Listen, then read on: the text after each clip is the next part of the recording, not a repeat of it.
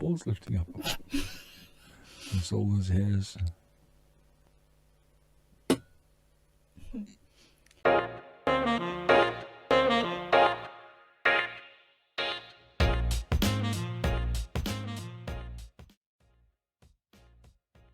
Hi guys, welcome back to our channel. If this is your first time, I'm Elsie and this is...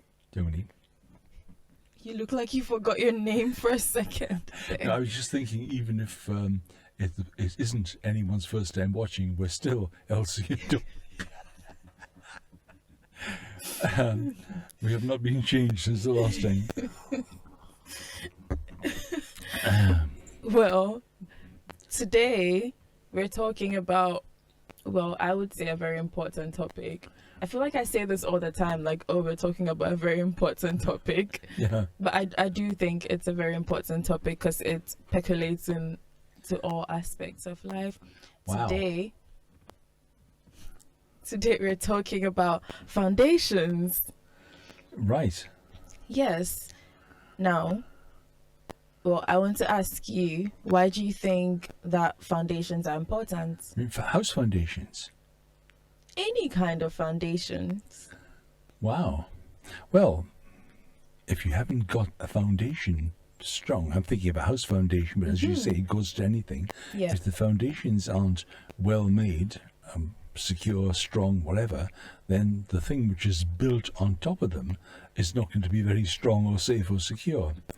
Yeah. I mean, we're seeing this a bit in our current problem here about this Very current the news. concrete, the aerated concrete, or Yeah. RAAC or whatever they call it. I think it's RAAC. It's it was crazy this is being used in the first place. Yes. It's supposed to have a life of 30 years. Now, who the heck were the people designing school buildings and signing off on something which has a life of 30 years? Yes. The only justification for that could be if, I don't know, if there was something new and spectacular coming online in 31 years, or you were reckoning there'd be some scientific discovery which could give extra life to what only has 30 years life just now. Yes. And finally, if you thought the world was going to end in 29 years, then fair enough, 30 years is excellent, you know? Yes. But other than that, it's just madness.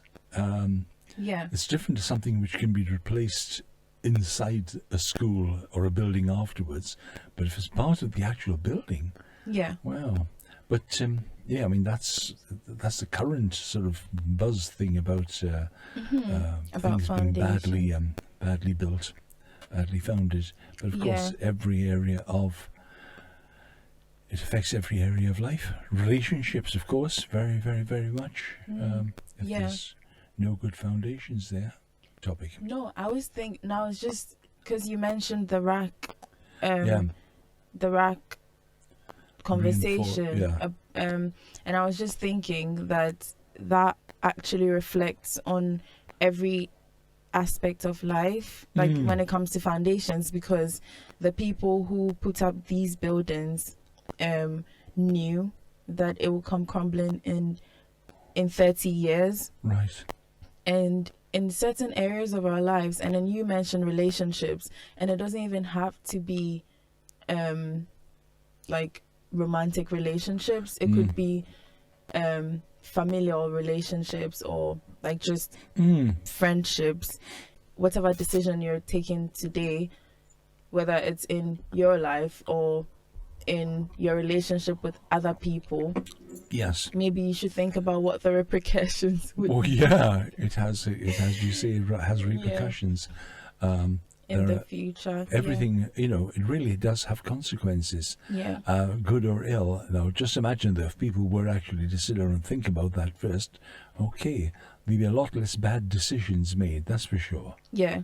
Yeah, a lot less bad decisions, because so many are just people aren't thinking through, you know, what happens if I do that? Okay, that might work for a while. Okay, and then what happens after that? And yeah, unfortunately, that thinking is not widespread. You know? And I do think that when it comes to foundations, for me, the first thing that comes to mind is the children that we're bringing up these days. Yeah. And I think it's just a little bit disappointing as to like the pillars that we're like putting in their lives that are supposed to hold them up into into adulthood. Because I think I read somewhere in the US where like in schools, when they held competitions, they were expected to give all the children awards, and then so that the kids, like even those who lost, will get something, and then you don't even know who won. Correct. Yeah. But then I was thinking, well, when we were kids, and then say you run a race and then someone was first, they would award maybe the first, second and third person, and then the rest of you don't get anything. Right. And then at that young age, it lets you know that you can, like, that if you want to win, like if you want to win something, then you should work hard for it. Right.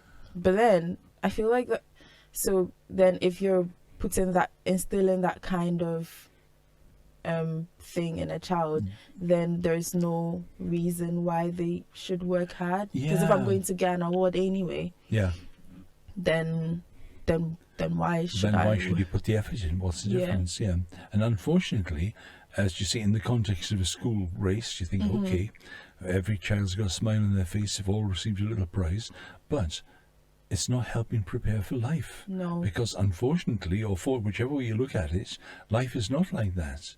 No, it's Everybody doesn't just get prizes automatically for turning up.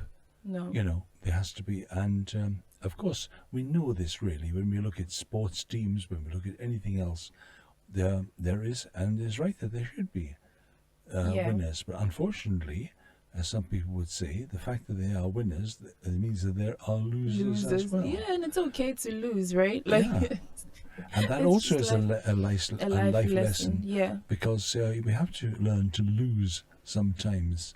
Yes. Because if we don't, what happens then?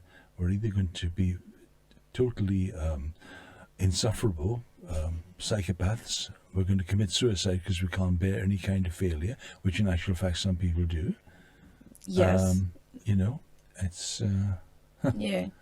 Yes. I mean, it's funny that you mention, like, people who cannot bear failure. And then, like, I'm just thinking about just recently, I saw a video on Instagram where a lady had been hit with a brick because a guy asked for her number. Right. And she refused to give it to him.